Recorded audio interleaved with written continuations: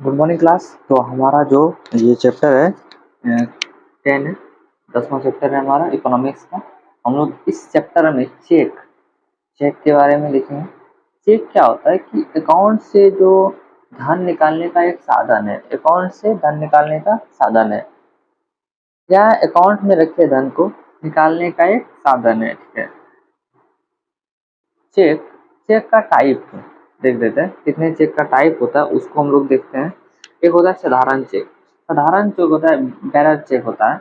Bearer check होता है, इसमें क्या होता है, चेक से कैश जो है मतलब धन निकलता है, चेक से धन निकलता है। ठीक है, तो इसमें क्या होता है कि व्यक्ति का नाम नहीं होता है, इसमें व्यक्ति का नाम का जो कोई जरूरी नहीं, व्यक्ति का नाम नहीं आता है। यह असुरक्षित चेक होता है। इसमें आप चेक लेके जाइए और धन जाइए और बैंक धन दे देता है। ठीक है, ये असुरक्षित चेक होता है। ठीक है, व्यक्ति का इसमें नाम नहीं होता है। अदिष्ट चेक जो होता है, ऑर्डर चेक होता है। चेक पर व्यक्ति का नाम होता है, व्यक्ति का नाम होता है। अदिष्ट चेक में क्या होता है, ऑर्डर चेक कहते हैं इसको, इसमें चेक पर व्यक्ति का नाम होता है। रेखांकित चेक जो होता है, क्रॉस चेक होता है, मतलब कि ये जैसे चेक है तो इसके क्रॉस होता है, ऐसे दो क्रॉस होता है। ठीक है, कोने में, तो बाएं कोने में दो रेखा खींची जाती है, इसमें चेक भुगतान अकाउंट से अकाउंट में होता है। ये जो भुगतान होगा वो अकाउंट से अकाउंट में होगा और ये सबसे सुरक्षित चेक होता है, सबसे सुरक्षित चेक होता है। और ये जो रेखांकित चेक होता है, क्रॉस चेक, इसमें बाएं कोने में दो रेखा खींची जाती है। चेक में भुगतान में रेखा खींची जाती है अकाउंट से अकाउंट में, ये सुरक्षित चेक होता है। अब आते हैं हम लोग गिफ्ट चेक। गिफ्ट चेक होता है, ये आकार में बहुत बड़ा होता है, जैसे कहीं किसी को पुरस्कार में गिफ्ट चेक नहीं दिया जाता है, तो वही है, बड़ा होता है। ये काम, इसका काम क्या है, पुरस्कार देना है, इसका काम क्या है, पुरस्कार देना बस है। ठीक है, तो ये हो गया। अब आता है post dated cheque. Post dated cheque होता है मतलब लिखित तारीख के बाद 3 महीने तक वैध रहता है। मतलब कि आपको कोई चेक दिया है तो वो जो लिखित तारीख है, मतलब आज का दिया, तो वो 3 महीने तक वैध रहता है, तो क्या कहते हैं, पोस्ट डेटेड चेक। आता है ब्लैंक चेक। ब्लैंक चेक में हस्ताक्षर रहा रहता है, केवल हस्ताक्षर है, साइन रहा है और उसमें धनराशि नहीं लिखी होती है, उसको कहते हैं ब्लैंक चेक कहते हैं। अब आते हैं चेक बाउंस। चेक बाउंस में क्या होता है कि चेक में लिखित धनराशि से कम धनराशि बैंक में हो तो वो बैंक भुगतान नहीं करता है, तो यह कानूनी रूप से अपराध है। जो चेक चेक बाउंस में क्या होता है कि चेक में लिखा हुआ अमाउंट है, जितना अमाउंट है उससे कम धनराशि बैंक में होता है, मतलब कि उसका खाते में उससे कम धनराशि रहता है, तो बैंक क्या करेगा, भुगतान नहीं करता है, तो यह एक कानूनी रूप से अपराध है। ठीक है, चेक बाउंस जो होता है। और हम लोग बैंक ड्राफ्ट। बैंक ड्राफ्ट क्या होता है, जब किसी को पैसा देना हो, जब किसी को पैसा देना हो तो हम अपने बैंक से जिसे हमें पैसा देना है उसके बैंक में पैसा कटा देंगे, पर उसके बैंक में जाएगा, पर वह व्यक्ति निकाल नहीं सकता है। बैंक ड्राफ्ट में क्या होता है कि जब किसी व्यक्ति को पैसा देना होता है तो हम अपने बैंक से जिसे हमें पैसा देना होता है उसको पैसा पैसा कटा देते हैं, पर उसके बैंक में जाएगा, पर वह व्यक्ति उसे निकाल नहीं सकता है, व्यक्ति उसे निकाल नहीं सकता है। जब तक हम उसे ड्राफ्ट नहीं दे देंगे, जब तक उसे हम लोग ड्राफ्ट नहीं दे देते हैं, तब हम तो दे दें जो हमें बैंक ने दिया है। जब तक हमें उससे ड्राफ्ट नहीं दे देंगे जो हमें बैंक ने दिया है, वह ड्राफ्ट जमा करेगा, करने पर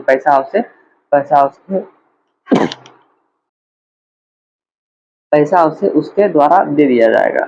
मतलब कि हम जब जमा किए और वो पैसा उसके अकाउंट में चला गया, वो पैसा निकाल नहीं सकता, और हमें बैंक जो ड्राफ्ट देता है, जब तक हम उसे ड्राफ्ट दे देंगे और वो जाके जमा करेगा, तब उसके तब क्या होगा, वो ड्राफ्ट जमा करने के बाद उसे उसके द्वारा दे दिया जाएगा, मतलब उसे पैसा दे दिया जाएगा। ठीक है, और ड्राफ्ट जमा करेगा फिर पैसा उसे उसके द्वारा दे दिया जाएगा। अगर ड्राफ्ट नहीं जमा करने पर कुछ दिनों बाद वह पैसा रिटर्न हो जाता है, अगर वह जाके बैंक में अगर जमा नहीं करता है तो वो क्या होगा कि पैसा जो है आपका रिटर्न हो जाता है, या बाउंस नहीं करता है, बाउंस नहीं करता है, या आपका रिटर्न हो जाता है, ठीक है ना, बाउंस नहीं करता है। अब आते हैं कोर बैंकिंग। कोर बैंकिंग क्या होता है, जिस बैंक में खाता है उस बैंक का ब्रांच में पूरे देश में बैंकिंग काम करा सकते हैं। मतलब कोर बैंकिंग क्या होता है, जिस बैंक का खाता है, ठीक है, उस बैंक का कोई ब्रांच में पूरे देश में बैंकिंग काम करा सकते हैं। कहीं भी आप करा सकते हैं बैंकिंग काम। जिस बैंक में आपका खाता है उस बैंक के ब्रांच में पूरे देश में बैंकिंग काम करा सकते हैं। एनईएफटी जो होता है, आरबीआई के निर्देशानुसार एनईएफटी में सोमवार से शुक्रवार तक पूरे प्रत्येक दिन में 11 बार 9 बजे AM से 12 PM 2 PM तक बैंक पैसा का सूची बनाकर आरबीआई को अंतराल में भेजता है। यह पैसा हम लोगों द्वारा किसी को बैंक द्वारा भेजा गया होता है। मैक्सिमम धनराशि 50,000 होता है। इस एनईएफटी में क्या होता है कि आरबीआई के निर्देशानुसार एनईएफटी में क्या होता है कि सोमवार से शुक्रवार तक प्रत्येक दिन में 11 बार जो है 9 बजे सुबह से 2 बजे दोपहर तक जो है आपका बैंक पैसा की जो सूची होता है, बैंक पैसा का जो सूची होता है, उसको आरबीआई को अंतराल में भेजता है। वह पैसा हम लोगों द्वारा किसी को बैंक द्वारा भेजा जाता है।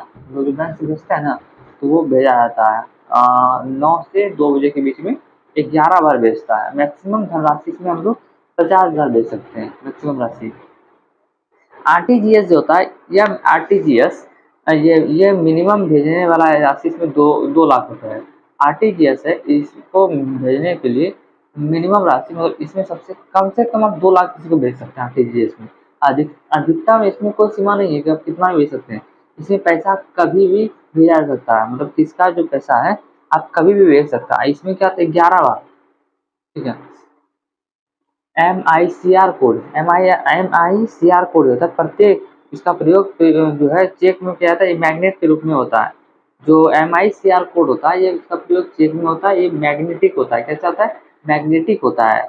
IFSC कोड जो होता है इस 11 अक्षर का, IFSC कोड जो 11 अक्षर का होता है, इसका प्रयोग NEFT, RTGS, ECS में प्रयोग होता है। इसका प्रयोग इसमें NEFT, RTGS, ECS में होता है।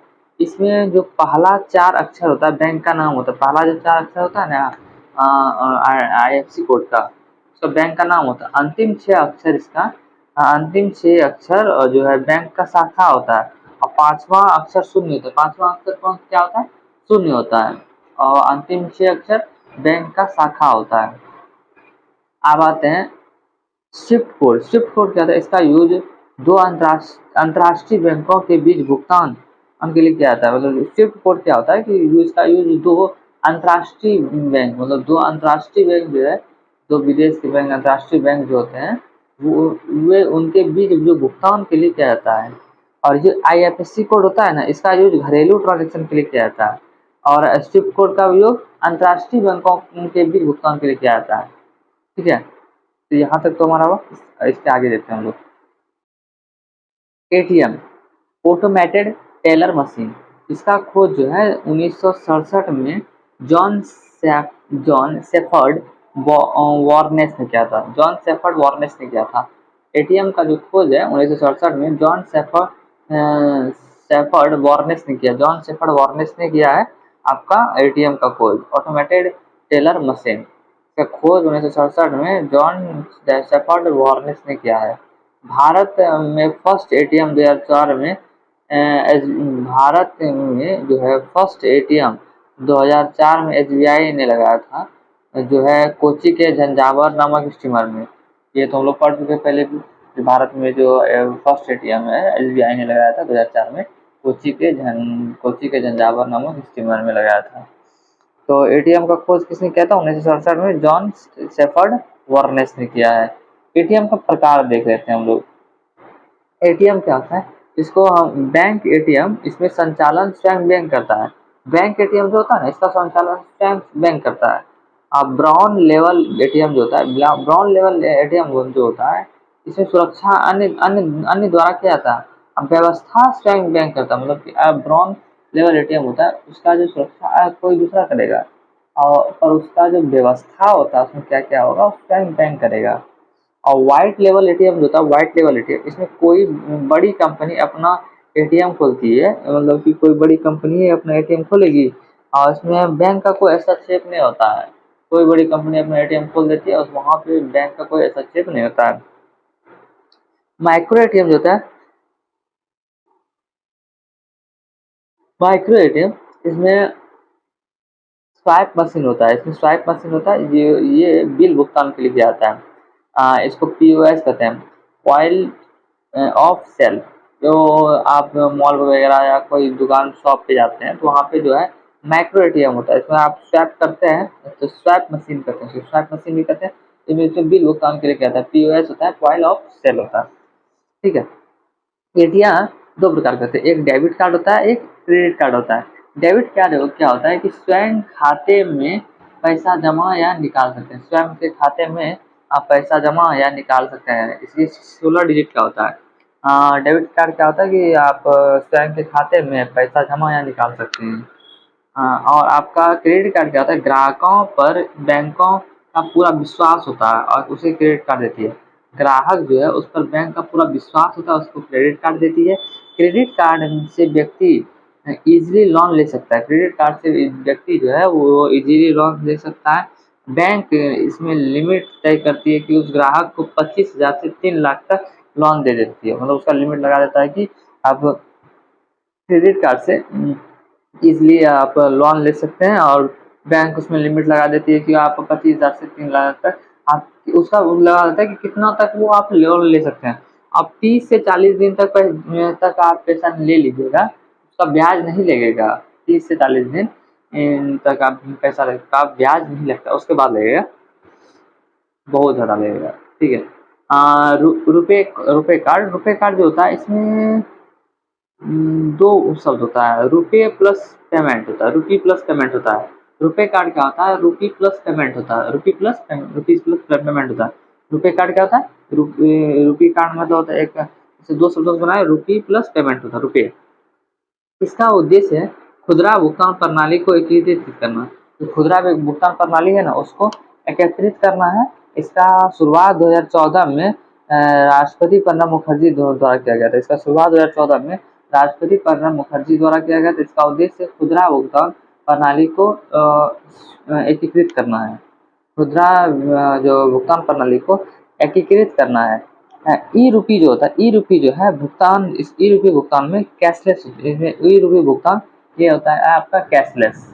ई रूपी भुगतान क्या होता है, ये कैशलेस होता है। ई रूपी भुगतान क्या होता है, ये भुगतान इसमें कैशलेस क्या होता है, ई रूपी। ठीक है। भुगतान कैशलेस के रूप में क्या होता है, इसमें लाभार्थी को फोन पर एसएमएस या क्यूआर कोड मिलता है। इसमें जो आपका है लाभार्थी को जो फोन पर एसएमएस या क्यूआर कोड मिलता है। इसमें अधिकतम लेन देन 10,000 से लेकर 1 लाख तक किया जाता है। जो इसमें जो अधिकतम लेन देन है आप 10,000 से बढ़ाकर 1 लाख तक कर सकते हैं। विकसित इसका जो विकसित है भारतीय राष्ट्रीय भुगतान निगम एनपीसीआई ने किया है।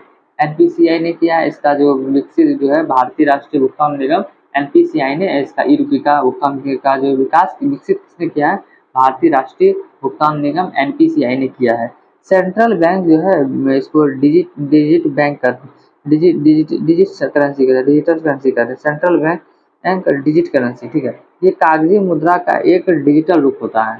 सेंट्रल बैंक जो है डिजिट करेंसी, ये कागजी मुद्रा का एक डिजिटल रूप होता है। क्या होता है, एक डिजिटल रूप होता है। और ये क्रिप्टो करेंसी का विपरीत होता है। और इसमें केंद्रीय बैंक आरबीआई जारी किया